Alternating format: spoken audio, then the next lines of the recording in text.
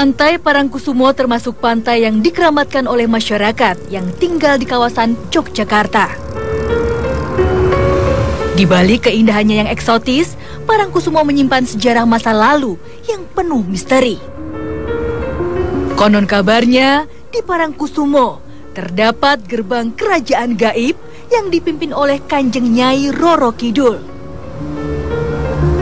Sosok misterius yang memiliki keterkaitan yang sangat erat dengan pendiri Kerajaan Mataram yang bergelar Panembahan Senopati.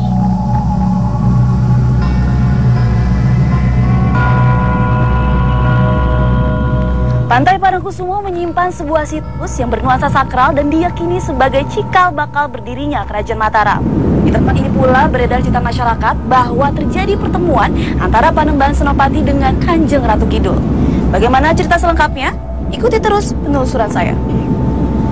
Hai Jody, wah apa kabar nih? Baik. Baik ya. Yuk kita jalan sana yuk. Yuk.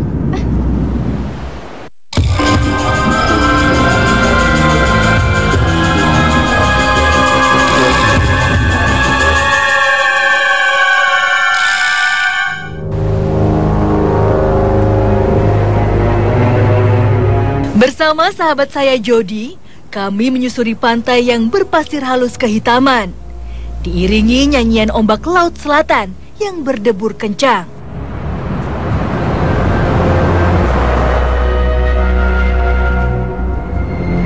Tak jauh dari bibir pantai Parangkusumo, terdapat sebuah situs yang merekam jejak sejarah dari dua tokoh yang mewarnai kisah peradaban Jawa. Situs Cepuri Parangkusumo namanya.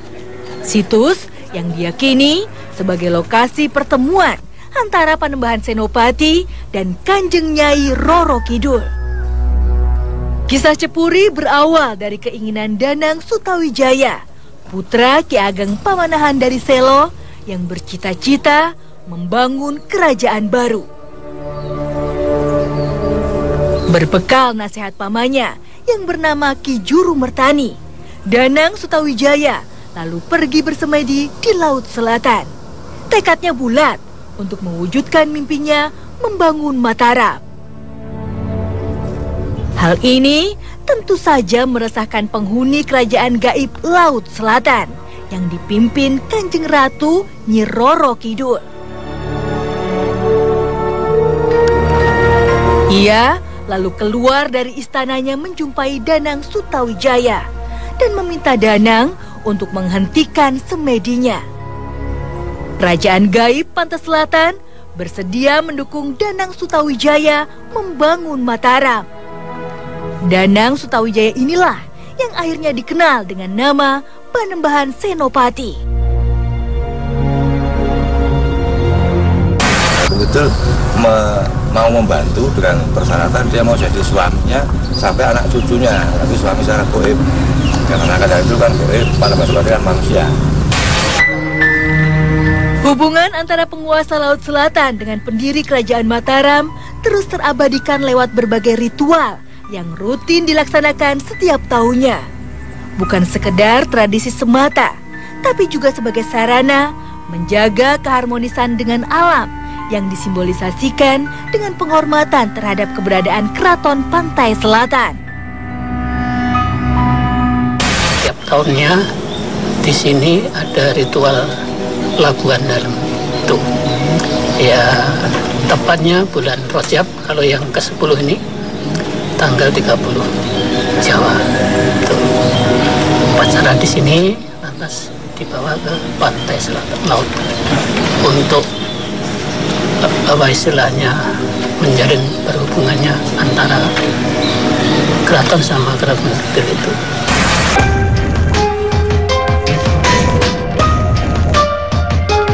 Rasa penasaran saya tentang peristiwa yang terjadi di Cepuri semakin menjadi-jadi. Bersama Jody, saya lalu memberanikan diri mengunjungi Selo Gilang.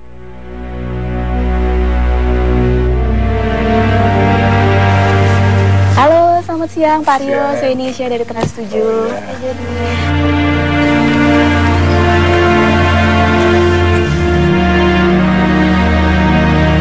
Ini batu batu hitam ini namanya batu gilang atau batu cinta. Kalau sekarang banyak yang nyebutnya batu cinta. Dulu namanya batu gilang. Itu kenapa Pak dinamakan sebagai batu cinta?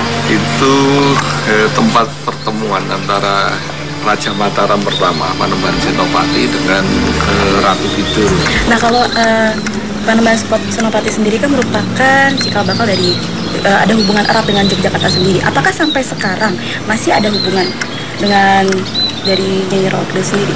Nah, gini, itu waktu itu terjadi sesuatu yang lebih luas bahwa Ratu Kidul akan membantu anak keturunan dari Senopati dan dia akan menjadi, dalam mitos atau legendanya, dia akan menjadi istri dari Raja-Raja Mataram.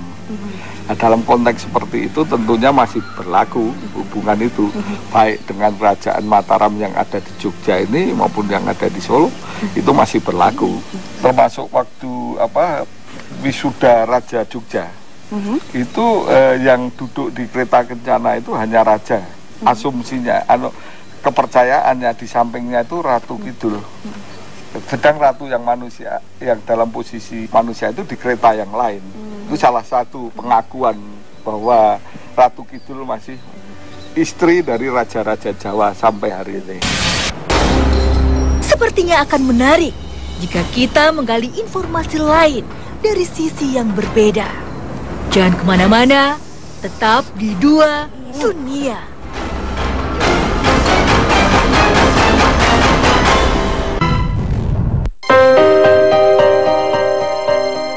Penelusuran misteri di Cepuri saya lanjutkan malam hari. Jen yang memiliki kemampuan melihat dimensi lain akan membantu saya menggali fakta yang tersembunyi. Nah sekarang saya bersama dengan Jody dan Jenny akan mencoba untuk mendeteksi aura yang berada di Cepuri Parangkusumo. Sebelah mana? Jadi kalau di sebelah sini, aku melihatnya itu ada laki-laki, tingginya kira-kira segini, terus dia pakai baju kayak belangkon gitu, terus pakai baju Jawa kayak pangeran, terus di sini ada kalung kayak kalung emas putih gitu, jadi kayak pangeran Jawa. Jenny bisa berkomunikasi dengan dia supaya tahu lebih jelas mengenai flashback tempat ini sendiri. Aku coba mungkin ya.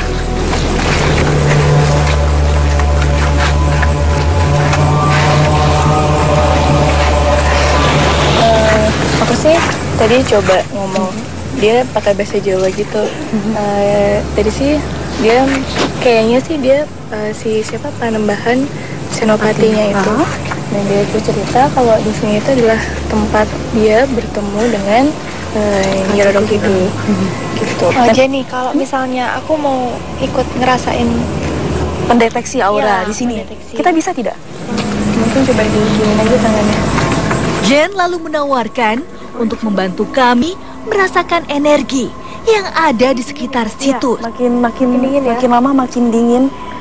Terus tangan saya dari sini, dari ujung sini sampai ke sini itu agak lebih terasa berat sih. Iya. Tapi di sini rata-rata makhluknya apa saja?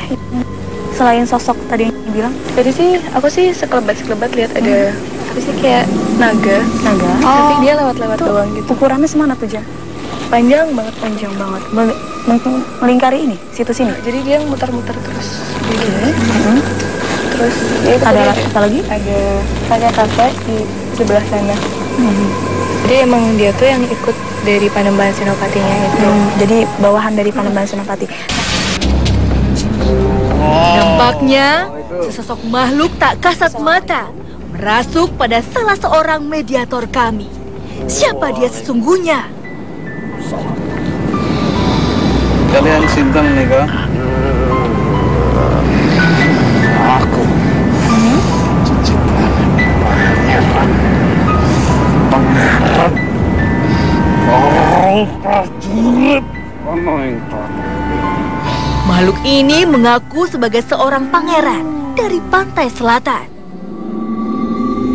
Mas Jalak dengan kemampuan melukis gaibnya pun segera beraksi. Sosok makhluk misterius mulai tergambar. Sebenarnya saya kesini kan untuk mencari tahu mengenai sejarah dari Cepuri Parangkusumo sendiri. Iya. Nah, Anda bisa cerita sejarah seperti apa? Neng kene iki wis ana bagiane dewi-dewi. Aku pangeran Yang pangeran perang. Ono sing arep ganggu, aku sing majulan para andan-andan. Dojo neko-neko ning kene. Aku nderek pesen. Ya. Emangnya wilayah penguasa Anda itu bagian mana saja sih? Penguasaane yo kabeh. Jenenge pangeran iki dikai lilah. Dia dapat izin. Dikai izin ki bener ya. Izin lilah mau. Dadi iso ning endi-endi. Ana aku wis duwe bala ya kur garek ngomong. Balaku garek ngomong. Kurang pas aku laporan karo Kanjeng Ratu.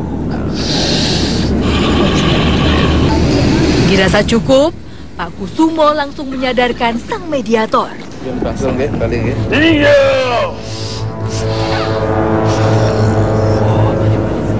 Ya, ini visualisasi dari yang mediator kedua ya. Ini sebenarnya makhluk apa? Ya, jin lah ini, masih jin biasa. Tapi kan dia itu negatif, suka menipu wujudnya aja. Dia kadang-kadang bagus, kayak pangeran, kayak raksasa besar. Tapi yang saya lihat seperti ini, mukanya yang sebelah sini hancur. Oh, hancur. Nah, ini hancur. Terus ini kain ya? Ini kain dia ditutup punya ya? dia itu bentuknya tanpa apa-apa. Oh, jadi ini penambahan dari Mas Jalak sendiri. Iya, penambahan. Jadi sebenarnya nggak pakai kain, nggak pakai Pakai kain sama sekali. Semuanya kelihatan. Makanya saya tutupin aja. Nah, ini Mas kenapa tangannya seperti ini? Ada tato-tato? Itu kayak apa ya namanya? Cacar. Oh, Cacar jadi tapi kayak- besar-besar segini-gini gitu.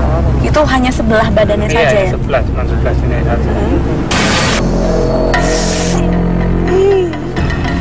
Sepertinya informasi yang kami dapat belum memuaskan. Pak Kusumo kembali menyiapkan satu mediator untuk penggalian informasi selanjutnya. Sosok makhluk yang sepertinya wanita merasuki ragam mediator kami. Anda ini siapa sebenarnya yang masuk ke tubuh ini? Dalam Ambarwati. Sosok Anda ini seperti apa? Putri. Apakah menyerupai manusia atau bagaimana? Iya, manusia. Anda yang tinggal di sebelah mana?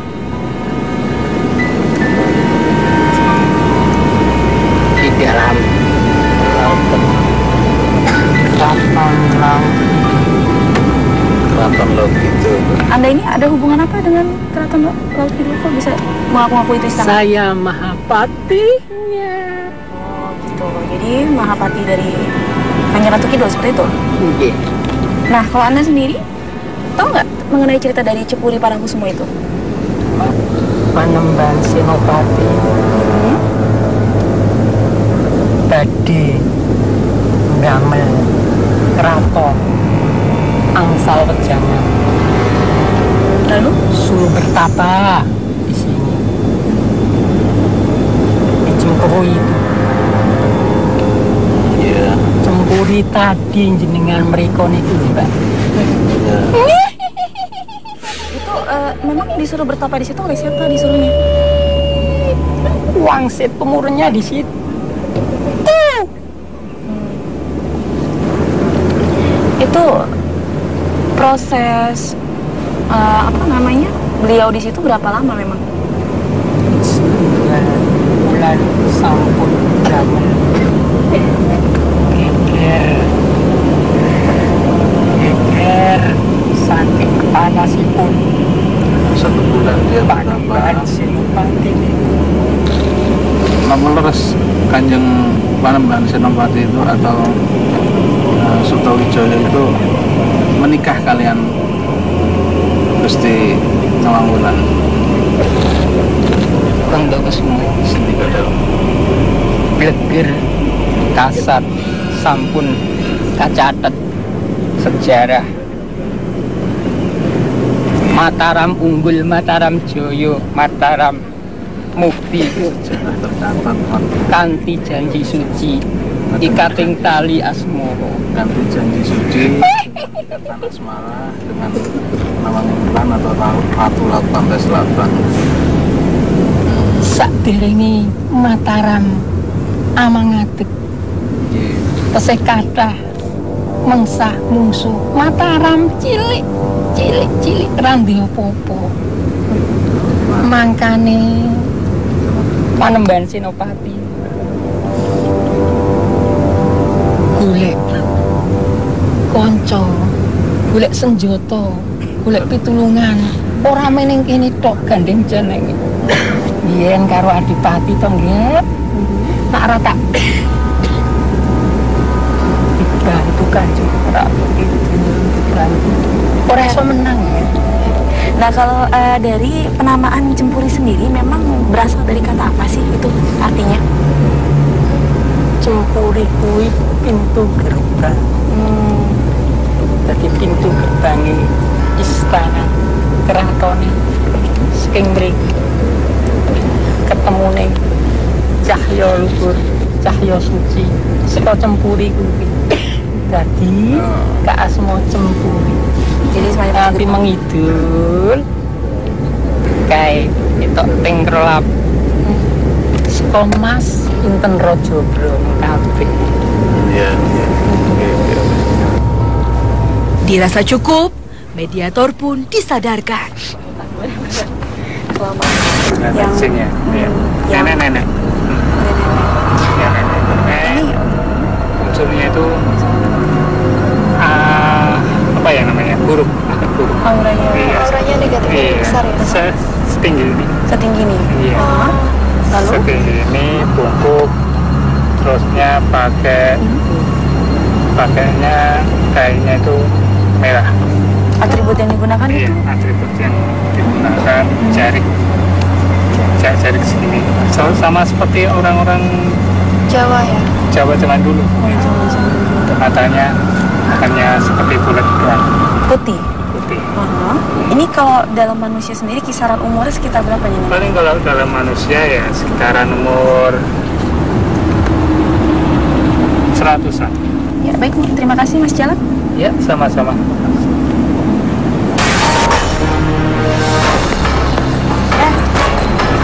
Entah mengapa, ada sesosok makhluk yang tak suka melihat aktivitas kami. Ini tiba-tiba ada satu mediator yang tampaknya ingin berinteraksi dengan kami dan tampaknya tidak suka dengan kehadiran kami sini. Kita coba cari tahu.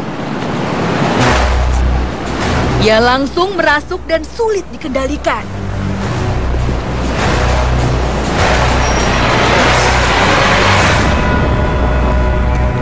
Sepertinya ia hendak menyerang kami.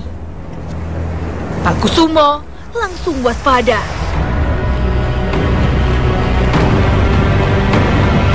Di tengah suasana yang tak terkendali, Mas Jalak coba berkonsentrasi untuk melukiskan sosok makhluk yang bersemayam di raga mediator. Kenapa dari tadi kok kelihatannya marah? Nah, kamu termasuk dari Laut Selatan apa bukan? Hah? Soalnya dari gunung sana. Suasana semakin mencekam. Sang makhluk menantang Pak Kusumo untuk beradu ilmu. Pertarungan pun terjadi. Makhluk yang mengganggu kami nampak penasaran.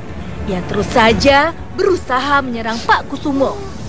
Ya, nampaknya mediator ini sulit sekali untuk dikendalikan oleh kami karena terus menyerang kami. Nampaknya dia tidak suka sekali dengan kehadiran kami di sini.